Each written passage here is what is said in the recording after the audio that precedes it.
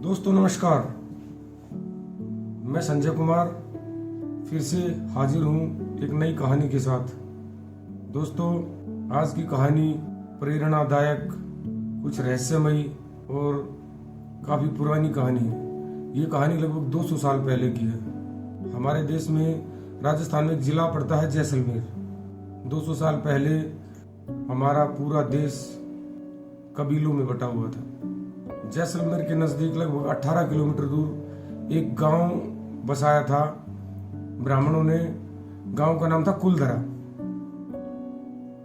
गांव में पालीवाल ब्राह्मण रहते थे। लगभग 600 घर थे और उनके 84 गांव थे।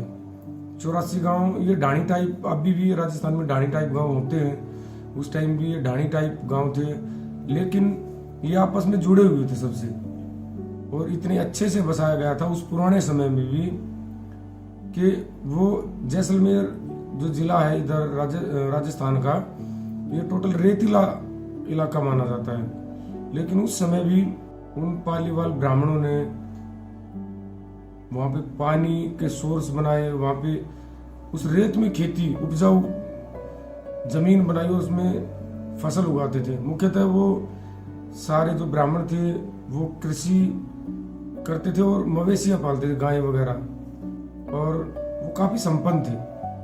सब कुछ ठीक ठाक चल रहा था। उनका जो राजा था उसका एक दीवान था, उसका नाम था सालम सिंह।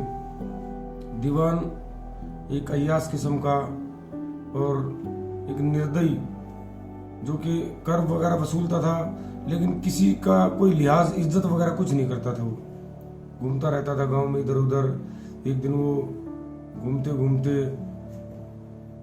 कुलधरा गांव की तरफ से गुजरा।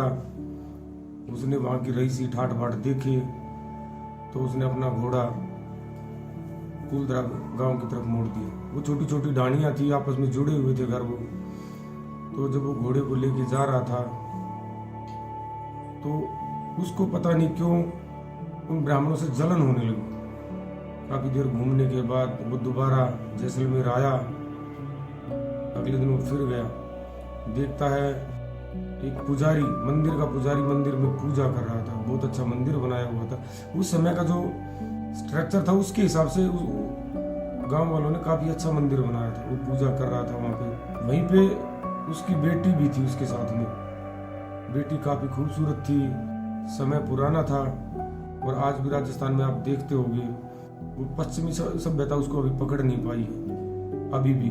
तो उस समय भी खूब अच्छे से कपड़े वगैरह सब पहनते थे। जो उनका रहन सहन था उसी हिसाब से उन्होंने कपड़े पहने थे। वो देख के दीवान सालम सिंह उस पुजारी की बेटी भी मोहित हो जाता है।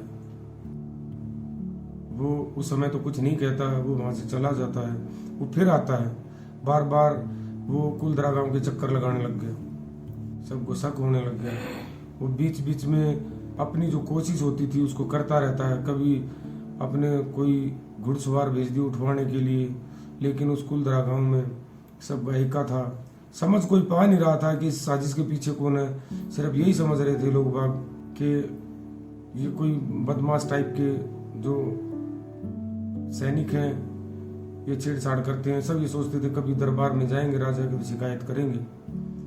लेकिन दीवान सालम सिंह का उस लड़की के ऊपर एक किस्म से अत्याचार बढ़ता जा रहा था। वो काफी वहां से चक्कर लगाता था।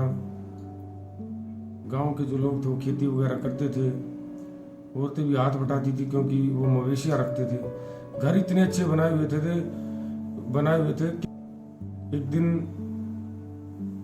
जब दीवान सालम सिंह ने सोच लिया कि ये किसी तरह काबू में नहीं आएंगे, तो उसने गांव कुलधरा में जाके ऐलान कर दिया कि जो ये ब्राह्मण की बेटी है, जो ये पुजारी की बेटी है, आने वाली पूर्णमासी तक मेरे महल में होनी चाहिए, मेरी हवेली में होनी चाहिए, नहीं तो मरने के लिए तैयार हो जाओ। वो इस ऐलान को करके अपनी हवेली चला गया। लगभग 600 घर थे 84 गांव में। उसी दिन सब ने मिलकर पंचायत की। पंचायत में कहा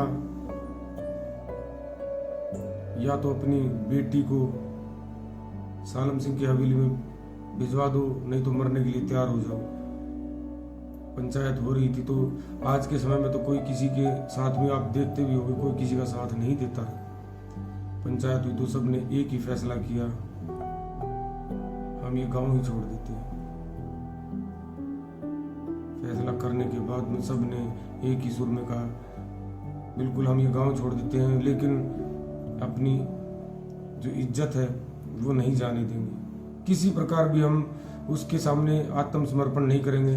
हम इस बसे बसाए गांव को, अपने इस 84 गांव के 600 घर को सब छोड़ देंगे। उसी समय ऐलान किया गया कि जो जितना भी अपने यहाँ से कुछ ले सकता है वो ले लो, और आज की ही रात निकलना पड़ेगा, नहीं तो उसको पता चल जाएगा तो हम निकल नहीं पाएंगे।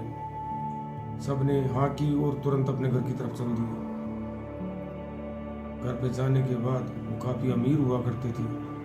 उन्होंने जो कुछ भी समेटा गया वो समेटने लगे।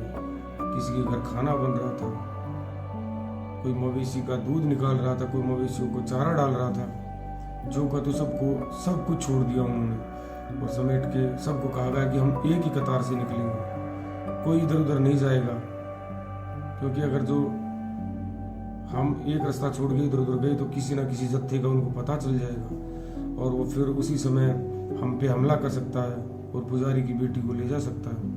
पालीवाल ब्राह्मण सब इकट्ठे हुए और एक ही कतार में रातों रात उन्होंने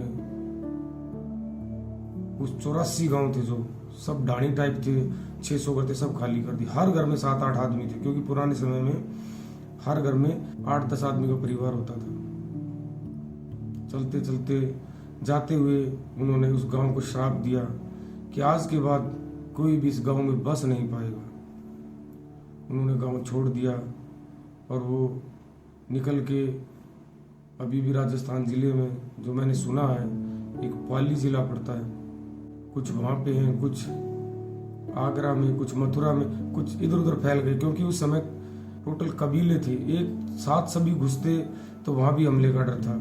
इसलिए वो थोड़े थोड़े बट के हर कबीले में घुस गए और वहाँ पे अपना गुजर बसर करने लगे। इधर जब दीवान सालम सिंह ने देखा कि पूर्णमासी आ गई है, जो पालीवाल ब्राह्मण है वो जरूर पुजारी की बेटी को लेके आएंगे, वो इंतजार में बैठा था, लेकिन कोई आया ही नहीं। जब कोई नहीं आया तो अगले दिन दीवान सालम सिंह ने एक टुकड़ी भेज दी, वहां पे अपने सैनिकों की टुकड़ी भेज दी।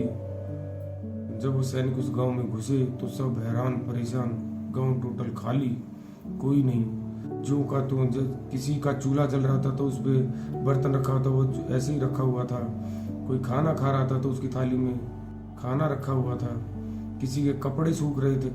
जैसा जो का तो गांव ऐसा ही छोड़ के चले गए थे वो। सालम सिंह को बताया गया, सालम सिंह खुद घोड़े पे दौड़ के आया, 84 की 84 गांव में घूमा, उसको न बंदा न बंदे की जात कोई नहीं दिखाई दिया। ये कोई काल्पनिक कहानी नहीं है। आज भी तुम कहीं भी सर्च करोगे तो तुम्हें सालम सिंह की फोटो अब भी मिल जाएगी। सालम सिंह एक क्रूर दीवान था।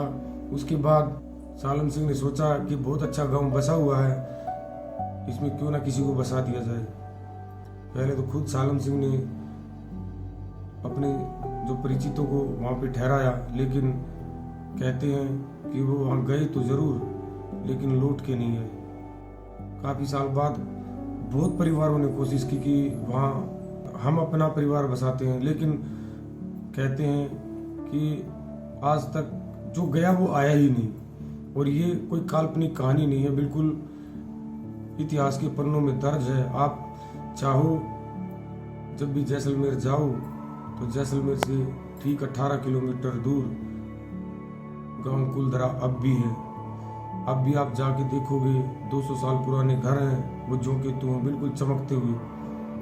और जैसलमेर जिले में इतनी गर्मी होती है, लेकिन जब आप वहाँ जाओगे आपको हर घर में जब घुसोगे ठंडक का एहसास होता है। उन्होंने घर ऐसे तरीके से बसाए थे कि जब भी अब भी कोई जाता है तो रात में जाने की इजाज़त नहीं है। दिन में जब भी कोई जाता है तो उनको वहाँ पे जो औरतों के खिलखिलाने की आवाज़ें आती हैं, चूड़ियों के खनकने की आवाज़ें आती हैं। आपको एहसास होगा कोई मेरे पास से गुजर गया है। लेकिन वो आपको दिखाई नहीं देगा। और ये फैक्ट है, हमारे यहाँ पे एक ऑर्गेनाइजेशन काम करती है जो घोस्ट पे ही काम करती है। सन 2013 में जब वो टीम वहाँ पे रात को गई और उन्होंने फैसला किया कि हम रात को रुकेंगे, वो एक बॉक्स वगैरह भी रखते हैं, जो मैंने रिसर्च किया उसमें कि वो घोस्ट वगैरह के जो सबूत जुटाने का काम करते हैं। उन्होंने माना कि रात को जरूर यहाँ कोई ना कोई आता है। उनको एहसास हुआ बोलने का, किसी के गुजरने का, हंसने का।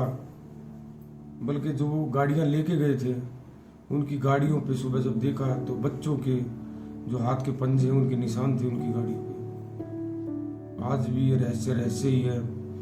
जो पालीवाल ब्राह्मण है वो इधर उधर जैसलमेर जिले को छोड़ के बस चुके हैं। दोस्तों, अगर इस कहानी से कोई प्रेरणा लेनी हो तो प्रेरणा ले सकता है। घोस्ट के बारे में मैं भी भरोसा नहीं करता हूँ, जो चाहे वो कर सकते हैं, क्योंकि जो हमारे यहाँ एजेंसीज काम करती है उन्होंने माना है, ऑन रिकॉर्ड है ये बातें। कभी जाओ तो जरूर देख के आना। जैसलमेर से मात्र 18 किलोमीटर दूर है। अब तो गवर्नमेंट ने उस पर टिकट लगाना स्टार्ट कर दिया है। और कभी भगवान ने चाहा और सब कुछ ठीक ठाक रहा तो मैं आपको वहाँ पे जरूर लेकर चलूँगा और आपको वीडियो जरूर दिखाऊंगा। दोस्तों, आज की कहानी में इतना ही। कहानी पसंद आई हो तो इसको लाइक करना, शेयर करना, मेरे चैनल को सब्सक्राइब करना। दोस्तों, नमस्कार।